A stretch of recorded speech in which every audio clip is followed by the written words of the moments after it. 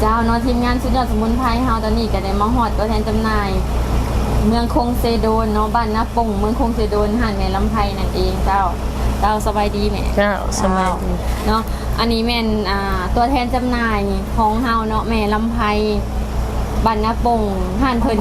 ก็ตั้งอยู่3แยกปิ้งไก่นาป่งเลยนะเจ้าเนาะ3แยกทางไปสารวันแม่ เจ้า ห่านแม่ลำไพขายเครื่องอยู่ต้นหน้าเส้นทางเหล็กที่13ไต่เลยผู้ใดที่แบบอยากได้สุดยอดสมุนไพรเจเฮิร์บนี่ก็สามารถมาซื้อได้เนาะอยู่วาง3แยกเลยว่าแม่ แม่น3แยกอันน่ะเขาสารวัตรจุดแม่นบันนาปง ถ้าแม่นผู้ใดที่แบบ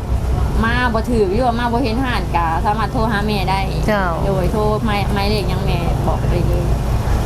55949944 ดู5594994เนาะผู้ใดที่แบบจดบ่ทันก็สามารถเบิ่งได้อยู่ใต้คลิปเนาะเจ้าเนาะอยู่ในหน้าคลิปเฮาเลยเนาะเจ้าตอนนี้ทีมงานสุนทรสมุนไพรเจเฮอเฮาก็ได้มาฮอดเมืองคงเซโดนเนาะกระโตเมืองคงเซโดนเลยเด้อมาหาตัวแทนจำหน่ายเส้นเดียวกันเนาะห้านแต่งใหญ่เนาะห้านขายยา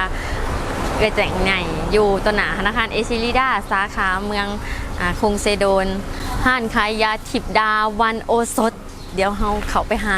เพิ่นอยู่ในกันเลยไปเจ้าตอนนี้พวกเฮาก็ได้มาฮอดหน้าห้านตัวแทนจำหน่ายเฮาเลยเนาะคือห้านขายยาแต่งใหญ่เนาะอยู่เมืองคงเซโดนเนาะอยู่ในต้นย่านของคงเซโดนเป็นคาราวานเลยเจ้า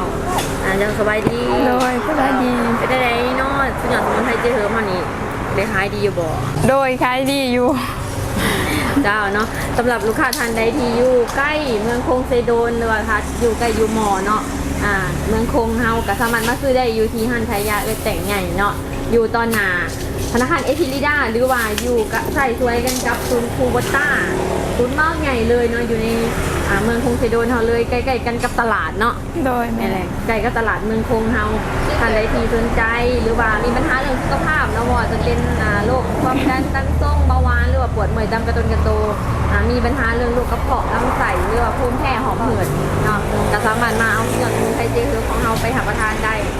มาซื้อได้อยู่ที่ห้างไอแต่งใหญ่เนาะอยู่ในเมืองคงเฮานี่เนาะ โดย มีแต่ผู้สาวงามบอกอยู่ในห้างเพื่อนนี่ค่ะหลายสาวมีแต่ลูกสาวเนาะ เจ้าขอมาสอบสื่อได้เจ้ามีแต่ลูกก็น้องทำนี่เลยเจ้า โดย สมัยดีสอบถามข้อมูลเพิ่มเติม020 96 27 99 44สุดยอดสมุนไพรสดิดแคปซูลเจเฮิร์บ